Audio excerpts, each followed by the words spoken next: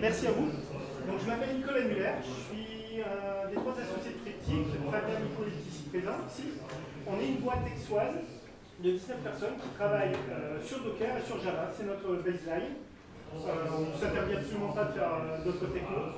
Et on est au même titre que Xebia, les 4 partenaires français sur Docker délivrant des formations. Donc, on travaille sur Docker depuis la 0.3. Donc, tout le monde m'entend, c'est bon? Voilà. Donc, on a du recul, entre guillemets, sur Docker.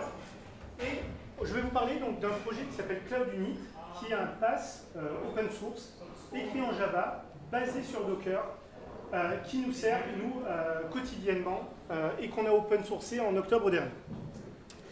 Alors, je vais vous dire pourquoi, déjà on va commencer l'histoire par pourquoi on a eu besoin de faire un PaaS open source. En fait, on héberge nous-mêmes pour les développements de nos clients qui sont issus de pépinières d'entreprise ou de boîtes PME, TPE locales. On héberge nous-mêmes leur application qu'on développe en Java. Donc, à force de chercher un passer d'OVH ou d'autres cloud providers, on s'est dit on va se fabriquer notre propre plateforme. On l'a bâti donc sur Docker dès la 0.3. On a essuyé pas mal de plates au début, mais ça c'était lié à Docker jusqu'à la 1.0. Et ces derniers temps, on s'est dit finalement, plutôt que de garder ce produit chez nous en interne, pourquoi pas l'open sourcer pour que tout le monde puisse en profiter. Nous-mêmes, utilisons de l'open source tout le temps, donc pourquoi pas faire profiter la communauté. Pourquoi on a écrit une plateforme au-dessus de Docker? Dans l'équipe, et surtout parmi les équipes de nos clients, tout le monde ne peut pas être formé à Docker. Ce n'est pas du tout péjoratif, mais la majorité des développeurs n'a pas forcément envie ou le temps simplement d'apprendre une nouvelle techno. Toute la semaine, on nous bassine qu'il faut être full stack développeur, faire de l'Angular, de l'Hibernate, être expert dans toutes ces technos en passant par tous les projets inimaginables. On l'a tous vécu, ceux qui travaillent dans des SS2I, voilà, l'ont bien connu, on peut être très très switchable, je l'ai bien vécu pendant longtemps. Donc, on se disait, on ne va pas imposer une nouvelle contrainte Docker, même si c'est un produit génial, à tout le monde. On veut faire quelque chose de simple, user-friendly. Il faut bien garder en tête que Cloud Unit, c'est ce qu'on veut garder tout au long du développement et de l'utilisation de notre produit, c'est cette simplicité par rapport à d'autres plateformes. Donc, on a commencé à bâtir sur Docker. Aujourd'hui, si vous regardez les sources, donc les sources sont disponibles sur le GitHub de Triptyque. On est en Docker 1.6. Pour nous, ça ne nous pose absolument pas de problème. On reparlera à la fin de la roadmap. On va basculer en septembre sur la 1.12 directement, parce que là, on a véritablement une grosse révolution. On a beaucoup d'ajouts qui nous permettent d'adresser des nouveaux use cases. Si vous êtes donc sur le site de GitHub, vous avez des vidéos, de la documentation, tout est fourni. Je peux juste vous montrer à quoi ça ressemble. Par exemple, le guide de développement pour l'environnement, tout est décrit. Jusqu'à comment configurer dans les IDE l'environnement. Donc, hop. Donc, pourquoi donc on a fait une plateforme? En fait, c'était pour répondre à leurs propres besoins, de déployer facilement des applications Java, sans être expert en JBoss, en Tomcat, ou faire d'autres types d'applications, Fajar, Vertex, pour ceux qui connaissent. On voulait que tout le monde dans l'équipe puisse intervenir. Un chef de projet qui a un problème parce que l'application a un out of memory ou qui a un problème fonctionnel, qui a une erreur, une stack trace dans les logs, qui puisse aller le voir, comprendre. On voulait fabriquer quelque chose de simple. Au début, on est parti sur donc, le Cloud Unit Manager, qui est ce que je vais vous montrer tout à l'heure, l'application en soi. Et depuis quelques temps, on s'est rendu compte que Cloud Unit en soi, ça ne suffit pas. Ce que les gens ont besoin aujourd'hui aussi, c'est de l'accompagnement autour du déploiement continu, de comment passer sur Git, comment passer sur Jenkins. Peut-être ça peut vous faire sourire parce que peut-être qu'on est tous à utiliser ces outils. Néanmoins, si vous cherchez autour de vous, c'est pas dit que tout le monde fasse de l'intégration continue du Jenkins, du Git, il y a beaucoup de gens qui sont sur SVN. Donc on est allé un petit peu plus loin. En fait, Cloud-Init, c'est de passer d'une plateforme simplement d'hébergement basée sur Docker à une plateforme globale qui fournit Jenkins, GitLab pour pousser son code dans GitLab, voir Jenkins automatiquement récupérer les informations, d'utiliser le projet, déployer le tâche. On va plus loin avec Elastic pour toute la partie monitoring. On intègre Kibana.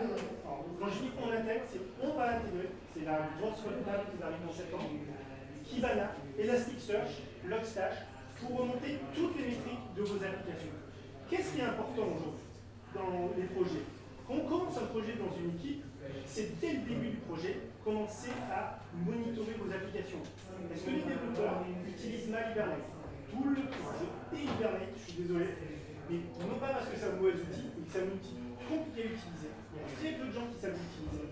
Et donc, résultat, énormément de projets ont des problèmes d'Hibernate. À chaque fois qu'on est appelé à expertiser un client qui a un problème, dès qu'on voit Hibernate, on est quasiment sûr que le problème vient de là.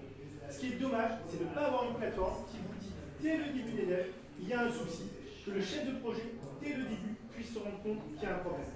Cloud-Init, en fait, c'est pas le pass, c'est un pass, excusez-moi. Ce n'est pas un CAS. Tout à l'heure, on a entendu parler de CAS, Container as a Service. Il y avait plein de plateformes, aujourd'hui on en voit fleurir tous les jours, qui sont des conteneurs as a service. Vous pouvez instancier n'importe quel type de conteneur, vous pouvez les administrer, ça vous demande un minimum de compétences sur Docker.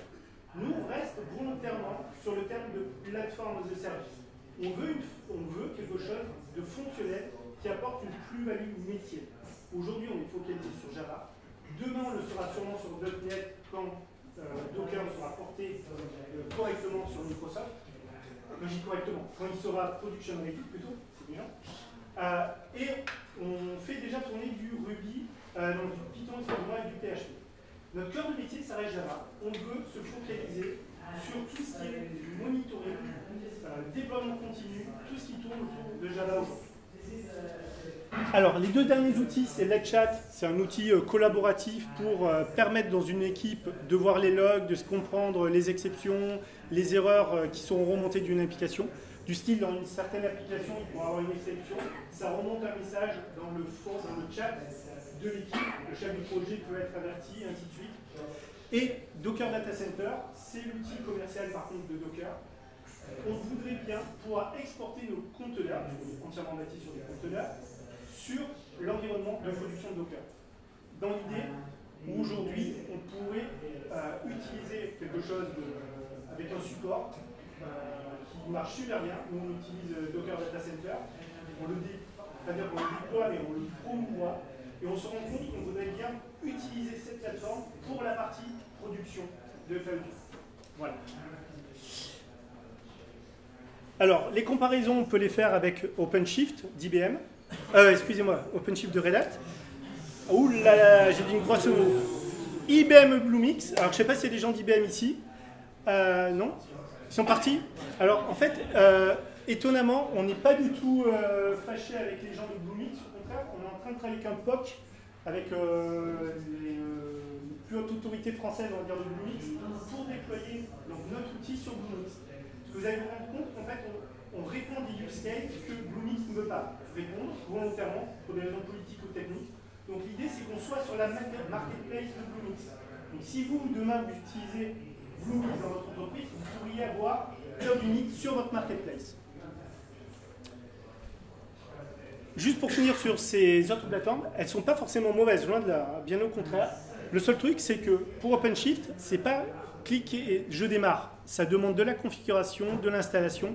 OpenShift, c'est presque plus qu'un framework. D'ailleurs, il y a d'autres applications qui sont bâties au-dessus d'OpenShift que quelque chose de super user-friendly, ce qu'on cherche plutôt à avoir, même si on perd certaines fonctionnalités.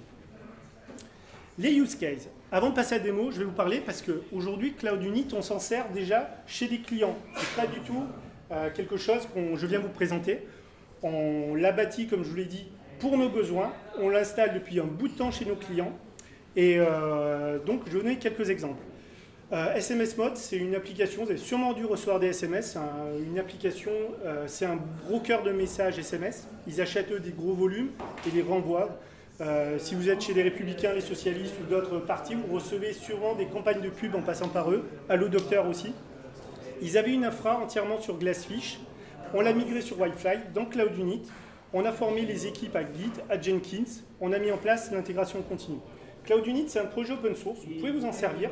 Si vous avez des clients qui ont ce genre de besoin, de migrer vers une plateforme unifiée pour les amener à ces méthodologies, c'est un très bon exemple. On a également des gens qui font du système d'information géographique, du SIG avec du PostGIS, et c'était compliqué pour eux d'industrialiser les tests dans les tests d'intégration dans des environnements jetables. Donc on a intégré PostGIS, ce qui n'est pas très compliqué dans Cloud Unit, pour leur permettre, vous verrez, de déployer leur application dans Cloud Unit, provisionner d'abord l'environnement PostGIS dans Cloud Unit, jouer les tests et ensuite partir ou pas en production. On a un énorme use case, par contre c'est le plus gros, c'est CGI, une toute petite boîte, on va dire, pour ceux qui ne connaissent pas, et on est en train de réaliser leur forge logicielle avec eux, main dans la main, c'est ce qui m'occupe énormément de temps, pour qu'ils aient une forge logicielle basée sur un produit open source. Voilà. Et donc ils sont partis sur Cloud Unit, on est en train de travailler avec eux là-dessus. Donc là, on va vraiment rentrer dans une logique de, on part d'un produit open source, on les forme, on les aide, on leur propose un support derrière, nous en tant qu'éditeurs, pour qu'eux puissent travailler sur Cloud Unit, qui est un pur projet open source en état GPL. L'architecture de Cloud Unit, alors c'est du Java. Alors on aurait pu écrire Cloud Unit en Go, mais on est parti en Java puisqu'on fait du Java. Donc c'est un cœur Spring qui expose une API REST. On a un client, donc ça va être l'interface web que je vous montre, qui est écrite en AngularJS. Et on a un Docker, MySQL derrière pour stocker la persistance des informations. Ce qui est intéressant, c'est qu'on est parti sur la même architecture que Docker, volontairement, entre guillemets. On expose une API REST et on a différents clients de différentes natures qui peuvent piloter Cloud Unit. On a donc Angular. Qui connaît Spring Shell dans la salle? Alors, je vous conseille absolument de regarder ce produit, il est génial, c'est peu connu. Spring Shell, c'est comment faire des command line interface en Shell, en Java. Donc, à partir de là, ça marche sur Windows, sur Linux, sur Mac, sur ce que vous voulez, pour piloter quelque chose. Donc, on a une API Spring Shell en ligne de commande qui permet de piloter entièrement Cloud Unit. Donc tout ce que je vais vous montrer en interface graphique peut être piloté dans n'importe quel terminal depuis Windows. Donc de votre poste, vous pouvez administrer n'importe quel serveur Cloud Unit où qu'il soit, du moment même qu'il soit à l'extérieur avec des certificats HTTPS et du TLS plutôt. Voilà, Cloud Unit CLI, donc ça se lance, je vais vous montrer en ligne de commande. C'est aussi un projet open source. L'idée est très séduisante d'avoir ce type d'architecture. Parce qu'on va exposer aussi plus tard avec Swagger l'API Cloud Unit. On pourra imaginer avoir un terminal mobile pour remonter des alertes. On pourra piloter, bon, j'ai peu de chances que ça soit vraiment use case, mais depuis un téléphone, c'est plutôt la remontée d'alerte qui est intéressante. On peut s'ouvrir en fait n'importe quel type de terminal. On a également un plugin Maven. On peut avec Maven, dans votre pomme, mettre le plugin Cloud Unit pour dire je viens de builder mon ER, mon WAR, le déployer. On a prévu ça aussi. C'est pour les gens qui ne voudraient pas utiliser Jenkins. Alors, si quelqu'un veut bien le faire, je suis preneur. Archi-preneur. Alors vraiment, hyper content. C'est open source. C'est vraiment... Alors, on a un modèle. On a un modèle. On peut vous inviter. Alors, on organise une grosse conf à Marseille de 500 personnes au Stade Vélodrome en octobre. Je t'envoie une invite si... voilà. Fin octobre. C'est sur les loges au Stade Vélodrome, tu domines le stade comme... c'est la deuxième édition qu'on fait. Donc il y a Amazon, Oracle aussi, tous les gros qui sont à Marseille qui viennent nous voir. Bon, voilà. Sans problème. Donc tout ça pour dire qu'on a aussi le mode environnement développement. Donc là, Docker maintenant est natif, entre guillemets, sur Mac et sur Windows. Donc il faudra qu'on adapte et qu'on enlève la vagrante. Mais aujourd'hui, on fournit tout simplement pour les gens comme moi qui sont sur Mac, une background box pour pouvoir faire du déploiement. Donc il suffit d'avoir Node.js pour la partie Angular, comme ça c'est hyper facile pour développer. Le back-end Spring Framework qui expose une API REST, et on peut développer. Donc on espère que ça s'est bien documenté, on a passé beaucoup de temps dessus, on est toujours ouvert à des contributions. Vous pouvez la tester. Alors, qu'est-ce qui est intéressant aujourd'hui dans Cloud Unit? Qu'est-ce qu'on supporte? On supporte aujourd'hui Tomcat 6.7, Whitefly 8.9.10, tout ce qui est déploiement d'applications, Spring Boot, Vertex, Batch, tout ce qui est donc FATJAR, jar indépendant. On a intégré aussi le support de Apache avec un tas de modules déjà activés. Le mode Python, PHP, et on a les libs aussi déjà pour MySQL, Postgre, tout ce qu'on veut. L'idée, je vous disais tout à l'heure, on fait pas, c'est pas un container as a service. Vous ne pouvez pas dire, je prends l'image sur le Docker Hub, je la colle, ça démarre. Vous pouvez par contre prendre l'image sur le Docker Hub, la modifier un tout petit peu pour qu'elle s'intègre dans Cloud Unit. C'est un projet open source, vous récupérez les sources, vous rebuildez, vous intégrez, ça marchera. On l'a fait pour PostGIS, on peut le faire pour ce qu'on veut. On l'a fait pour d'autres clients, pour du Apache Solaire, et ainsi de suite. C'est simplement que ça demande une phase de, entre guillemets, de développement, là où l'autre va être simplement tiré. L'avantage, par contre, c'est qu'on a la maîtrise totale sur ce qu'on a dedans. Donc on peut commencer à tuner les conteneurs et les services là où ça va être beaucoup plus difficile avec d'autres applications, avec d'autres conteneurs. On utilise donc, on fournit aussi les modules MySQL, Postgre, PostGIS, les Redis, les Mongo. Ce que je compte rajouter, c'est tout ce qui est InfluDB, Elastic et ainsi de suite. Ça va arriver. Ça arrive aussi en fonction des demandes. S'il y a quelqu'un qui me fait une demande, qui insiste et qu'il en a besoin sur le projet open source, on lui fait. On est là aussi pour aider les projets open source. Si ça a un sens, si quelqu'un veut absolument une image élastique, on lui fera. Voilà, c'est le but. Je vais faire une petite démo pour commencer. Alors,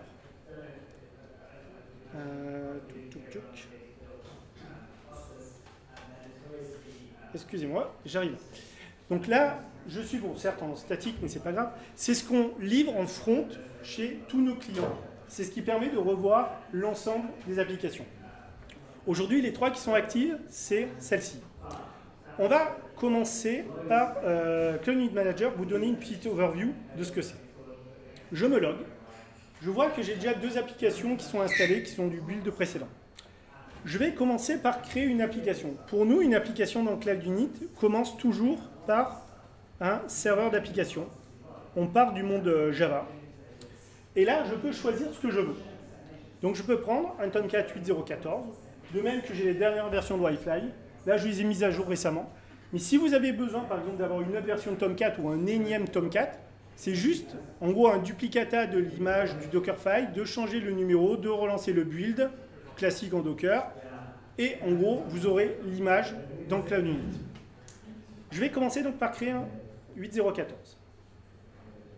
Ici, donc, qu'est-ce qui se passe? Tout est lancé en forme de conteneur. Cloud Unit est entièrement bâti sur des conteneurs. On a utilisé tout ce qu'on a pu trouver comme outils en avec conteneurs.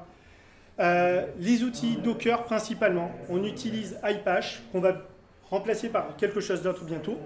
iPache, donc c'est un reverse proxy sous format de conteneur.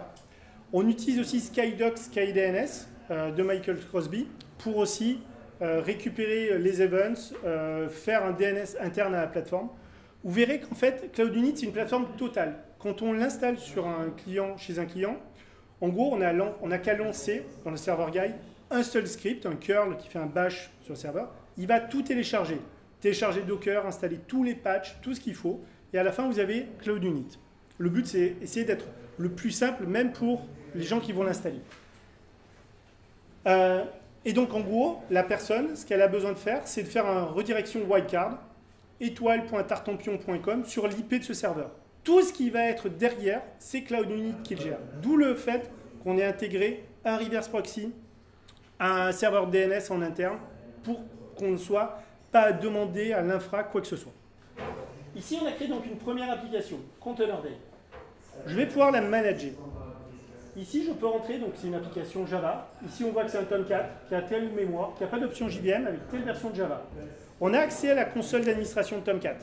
je peux me loguer dedans avec les mêmes comptes que mon compte de login. C'est pareil pour JBoss, c'est pareil pour toutes les interfaces d'administration. On ne veut pas faire black box, on veut toujours faciliter l'utilisation. Ici, on retrouve un ensemble de variables d'environnement qui pourront être utilisées dans tous les scripts server.xml, placeholder, properties avec Spring, pour attaquer Cloud Unit. Vous allez voir, ça va s'enrichir. On peut donc, au niveau des settings, changer la taille JVM, rajouter une option, changer la version de Java. On peut ajouter des alias, c'est pour les reverse proxy. Sur quel nom d'alias mon application va répondre. On peut ajouter des ports en ouverture pour, par exemple, tout ce qui est fil JMS. L'idée, donc, c'est d'avoir quelque chose de user-friendly. Un développeur Java, il peut ne pas connaître Docker, mais quand il arrive sur une plateforme comme ça, il s'y retrouve tout de suite. Je ne sais pas si vous êtes d'accord avec moi, mais c'est le but, en fait, volontaire. On peut donc aussi, alors on va commencer par déployer une application, tout simplement. Je vais prendre un simple Hello World, je le prends, je le déploie à travers Cloud.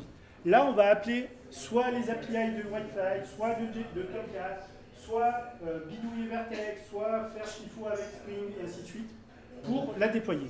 Le petit logo est passé à bleu, je viens ici, j'accède à mon application. Voilà, c'est tout bête. Je peux accéder au log, j'ai une exception, je peux venir chercher, faire une recherche full text dans mes logs. Je peux récupérer tous les fichiers de log qui sont dans certains répertoires, évidemment ceux de Tomcat et des autres serveurs, parce que en fait, on a une connaissance du métier, on sait ce qu'on a déployé comme application, on sait que c'est un conteneur Tomcat. Donc on peut aller plus loin que le casque, entre guillemets. On a également une partie monitoring. On utilise CAdvisor pour piloter les conteneurs. Ça, c'est la partie monitoring soft. Celle qui va venir avec ELK, elle est juste monstrueuse. Vous pourrez remonter, vous allez avoir en affichage temps réel, entre guillemets, tout l'état de tous les bin GMX, des data sources. On peut avoir en gros toutes les métriques pour une JVM qui nous intéresse. Vous pourrez rajouter vos propres chemins bin. Vous aurez des slow queries de Postgre, de MySQL et ainsi de suite. On essaye vraiment d'avoir une plateforme fonctionnelle, simple à utiliser. On peut donc monitorer l'extérieur pour l'instant, bientôt l'intérieur. On peut accéder au log. On peut explorer les conteneurs. On peut rentrer dans chaque conteneur avec une vue graphique. Et par exemple, ici pour Tomcat, uploader le fichier contexte, l'éditer en ligne carrément. On va rajouter la conversion syntaxique aussi, c'est prévu. L'éditer, enregistrer, c'est automatiquement pris en compte. Voilà.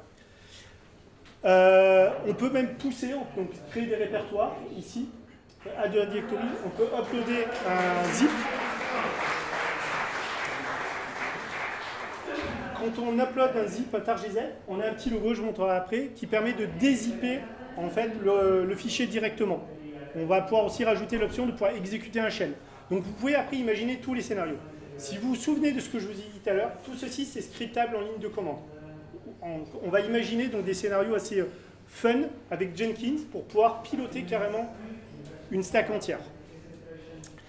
On peut donc déployer, c'est là où on déploie, on récupère si c'est un EAR, un WAR, un JAR et on sait quoi faire en fonction du type de serveur. On peut ajouter des modules. Donc ici, on a cet ensemble de modules, pareil. Vous pouvez en ajouter. C'est open source.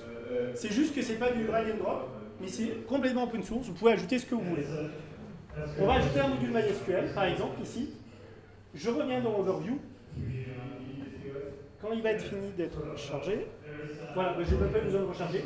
On voit de nouvelles variables d'environnement, qui sont les variables d'environnement de MySQL que Tomcat peut utiliser.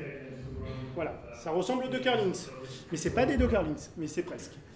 Dans l'idée, c'est vraiment de simplifier le travail des développeurs, des utilisateurs. On a vu l'ajout de modules, le déploiement, l'explorateur de fichiers, les logs, le monitoring. On va regarder juste la création de template. Alors, ce que je vais faire ici, je vais rajouter, alors, je vais repartir d'une autre application parce que je suis en mode sans réseau. Alors, hop, je retiens un Tomcat. Je vais supprimer.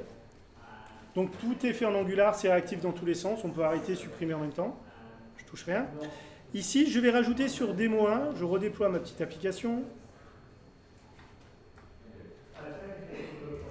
Ce que je vais faire, c'est créer un template, c'est-à-dire un snapshot non seulement de l'image, mais de l'ensemble des images en fait, qui composent mon application avec les métadatas. Ici, dans Settings, je vais rajouter une option, .d Nicolas égale Muller. Ça n'a aucun intérêt, mais on pourrait mettre Spring Profil Active égale Tartampion. Je change la taille JVM, j'enregistre. Je vais ensuite faire une sorte de catalogue d'applications. Je vais utiliser en gros l'instruction Docker Commit. Je vais la pousser dans l'ensemble en gros de la grappe de conteneurs dans une registrie et que je vais pouvoir réinstancier. Donc ici, je me mets sur Create a Template. Je fais apps application 000 si on veut. Je peux laisser un petit commentaire à mon chef. J'enregistre. Et au niveau de App Template, je vais pouvoir avoir le snapshot. Mais c'est un snapshot complet. Ça veut dire qu'on va enregistrer non pas un conteneur, mais tous les conteneurs data, puisqu'on va enregistrer tous les conteneurs data et les conteneurs conf, plus les metadata de MySQL, pour pouvoir la réinstancier. Ici, je viens là, je peux réinstancier mon application, donc Days 2, par exemple. Et à partir de là, vous pourriez imaginer, vous êtes en train de faire des développements, vous voulez recéter demain avec votre client l'application. La veille, vous pouvez faire un template du développement de l'état de vos développements avec le développeur, réinstancier par exemple 10 applications et faire votre recette avec votre client demain, puis les bazarder dans la foulée. Ça, c'est un use case qui est très utilisé en fait. Et nous, on utilise finalement même pour nos propres besoins. Donc je reviens ici sur le dashboard, j'ai mon application 2, je la démarre, je vais y accéder tout de suite. Voilà un type de use case qu'on essaye d'adresser avec Cloud Unit, c'est de coller à la vie de développeur, à la vie de chef de projet. On essaye d'avoir des rôles, évidemment, pour, en fonction des différents rôles, avoir accès à telle fonction ou pas, ainsi de suite. Il y a des gens qui sont dans l'admin, ne veulent pas que les développeurs déploient, mais qu'ils aient accès au log en fonction des instances de Cloud Unit. Tout ça, ça se développe, ça se configure. Voilà, donc là j'accède à Container 2, je vois que j'ai un Container 2 en haut. Si je vais ici dans le Manage, dans le Setting, je pourrais rajouter un nouvel alias. Je vais prendre ça. Alors, HTTP, je ne sais plus si j'ai besoin, Paris. Voilà, exemple. Je clique là et j'accède. Donc vous pourriez mettre tartampion.com qui vient de l'extérieur, ça marche. Hein. Donc nous, on s'en sert pour nos propres devs en production, pour nos petits clients, et ça marche super bien. Donc c'est le principe de manger sa propre nourriture, on le fait. Voilà, donc je vous ai montré un petit premier projet pour vous donner une idée de ce que c'est la plateforme. Là, je vais vous parler maintenant de Jenkins et GitLab. Alors, on a un projet, on fournit dans la plateforme des scripts pour instancier les derniers GitLab, les derniers Jenkins, avec donc le Jenkins 2, avec le plugin Jenkins File, pour pouvoir piloter Cloud Unit. Ce qu'on a fait, je vais vous présenter donc un petit projet, CU-Demo Wildfly, où on va instancier non pas un Tomcat, tout simplement, mais un ensemble de serveurs, un Apache, un Wildfly, et avec plein de petites options dedans, pour que tout ce petit monde puisse cohabiter. Pour juste comprendre, il faut que je vous présente le CLI, ici. Alors, tout le monde voit, je sors, voilà. C'est juste un jar, donc quel que soit l'environnement,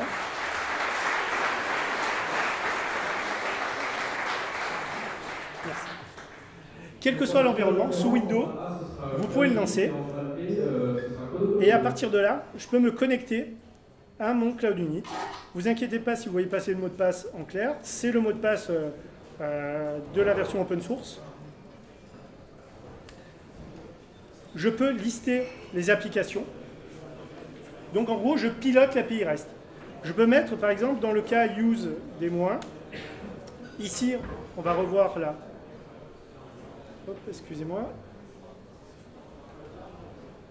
On est un Demo 1 ici. Je me suis mis dans le CLI. Je peux le stopper. Je viens ici, je l'arrête automatiquement. Il y a une symétrie totale.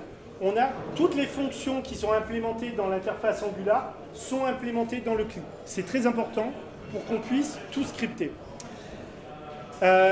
L'idée du Jenkins File, en fait, c'est on fournit une plateforme, en fait Cloud Unit. L'idée de Cloud Unit, c'est que quand on crée un compte utilisateur dans Cloud Unit, c'est que ce compte utilisateur soit propagé dans toute la stack. dans Jenkins, dans GitLab, dans ELK demain, dans les chats, c'est déjà le cas, pour que le même gars puisse se signer partout et voir toute son application. On va aller plus loin. Créer une application dans CloudUnit ou créer une application dans GitLab propagera la chose partout. Voilà l'idée de ce vers quoi on va. Ici, donc pour ceux qui connaissent Jenkins File, c'est une méthode de déploiement en codant. C'est très infrastructure as code. On va script de 5 minutes. 5, voilà. Mais c'est bon, ça me va. Donc on a ce qu'on a fait, c'est déployer, on a écrit en fait un micro DSL ici. Si vous voyez le cloudunit.groovy ici, on va charger au début du Jenkins file qui va donc générer plusieurs steps la librairie cloudunit. Ici. Désolé pour le bruit, c'est pénible, même pour moi, c'est pas évident. Dans cloudunit.groovy, en fait, on va pouvoir appeler certaines options. Donc ici, je vais pouvoir télécharger le CLI. Le CLI, donc le Command Line Interface, me permet d'exécuter des commandes scriptées. Le Spring Shell, l'avantage, c'est qu'il peut prendre un fichier en entrée, c'est naturel, et il va lire ligne par ligne, et il va les jouer toutes les unes après les autres. C'est le gros avantage. Donc à partir de là, dans le Jenkins file, je vais pouvoir piloter dans ma branche le déploiement dans CloudUnit. Ici, j'ai un petit répertoire, CU, donc dans file, create env, et je vais donner mon scénario. Connecte-toi, crée une première application Apache dans lequel tu vas rentrer dans le répertoire, tu vas uploader le bundle, qui est une application Angular pure, c'est du pur SPA. Tu vas me mettre des IP, tu vas me créer une deuxième application Wi-Fi, et pareil, tu vas aller uploader un EAR. Tout ça, évidemment, ça s'intègre dans un cycle Maven. Donc vous aurez imaginé que le front bundle il a été buildé avec Maven, l'EAR a été buildé avec Maven aussi, et tout ça va s'exécuter pour être poussé dans CloudUnit. Et on va même pouvoir pousser, par exemple, un standalone.xml spécifique à ce projet, qui contient la définition de la data source JMS, par exemple, et d'autres choses. Il y a la file de message JMS, plutôt. Voilà. Donc l'exemple, ici, il est composé de 3 applications. Front web, l'exemple est public, vous pouvez le jouer, qui est une pure application SPA, Angular. Ce qu'on appelle le REST API, c'est une API REST déployée donc, sur Wi-Fi, et elle ouvre une file JMS, et on a une autre application Data Generator qui simule des données financières qui sont écrites sur la file JMS. Donc c'est un exemple très simple, finalement, où on a un back-end et un front. Aujourd'hui, il y a beaucoup de gens qui font ça. Un front Angular et un back-end Java avec une API REST au milieu. Et on va simplement faire une modification dans la source de Jenkins, de GitLab, et on va voir le tout déployé sur CloudUnit. Alors, je ferme quelques onglets. Alors, je vais me mettre ici. Je vais éditer le README.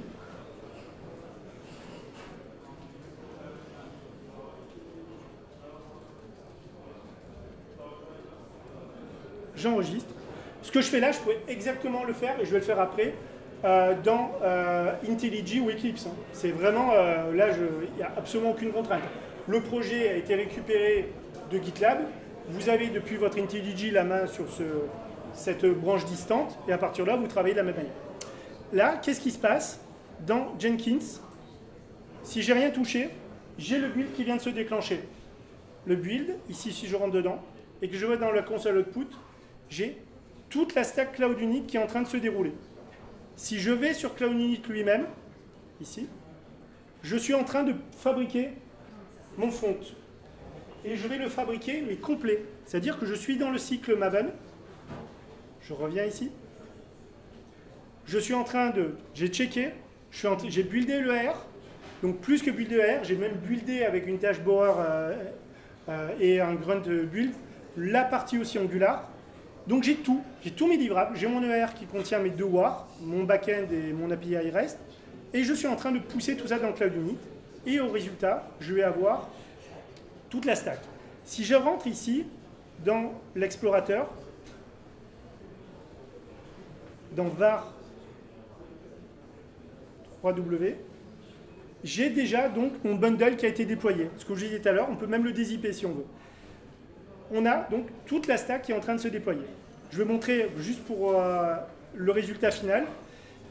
Je clique ici, je rentre dans le front, je dis que j'expose le port 80, puisque c'est un serveur Apache. Il faut juste que je lui dise de quel port j'accède. Je rentre dedans, je viens ici, je vais sur Front Web, et je vais accéder à mon application Angular qui consomme l'API REST. Voilà, et ça va bouger, ça va se rafraîchir. Voilà, ça se rafraîchit. Donc en gros, on peut, là simplement, j'ai simplement fait une petite modif dans un fichier, mais si je pouvais faire la même chose au niveau d'une branche, je peux créer ici une nouvelle branche, Days, à partir de la branche master, et déclencher dans Jenkins toute la suite. Donc pour des personnes qui, nous, on s'en sert massivement de ça, pour aider les équipes dans des processus de déploiement continu, pour leur expliciter. Chaque développeur peut avoir donc tout de suite son application déployée sur un serveur d'intégration avec l'environnement qu'il veut. Son chef peut vérifier. Voilà. Donc ce type de use case, c'est un outil le plus courant, mais on peut faire plein de choses. On fait également du PHP. C'est pour ceux que ça intéresse. On a un guide pour comment déployer WordPress dans Community. On se focalise sur Java. Je suis à votre écoute pour des questions. Je suis désolée, on va pas pouvoir faire une seule. Allez, là, une seule. Et pour le passage, il y a une clause environnement de l'API. Oui, complètement. Changement de paramètres par la base de données entre les environnements. Alors on peut l'imaginer. En fait, ce qu'on fait, c'est qu'on utilise plusieurs communautés sur plusieurs serveurs. Et qu'est-ce qui est le dénominateur commun de tous ces serveurs? Un bon point pour une classe gratuite suite pour la réponse. Une Docker logistique. En fait, l'idée, c'est d'échanger des conteneurs avec une Docker logistique. On est à full Docker. Donc le but, c'est que tout soit conteneur. Donc on installe Cloud-Init effectivement sur plusieurs serveurs de puissance différentes. Et après, on peut s'échanger des conteneurs, des applications. Et comme vous avez vu, comme on peut tout scripter, effectivement, tu peux envoyer ta conf sur le serveur, un autre serveur. Mais il faut un référentiel de conf. Oui, effectivement. Il est indépendant. C'est pas nous qui le gérons. Et pour conclure, là pour l'instant on est mono serveur, on sera bientôt cluster natif. Voilà.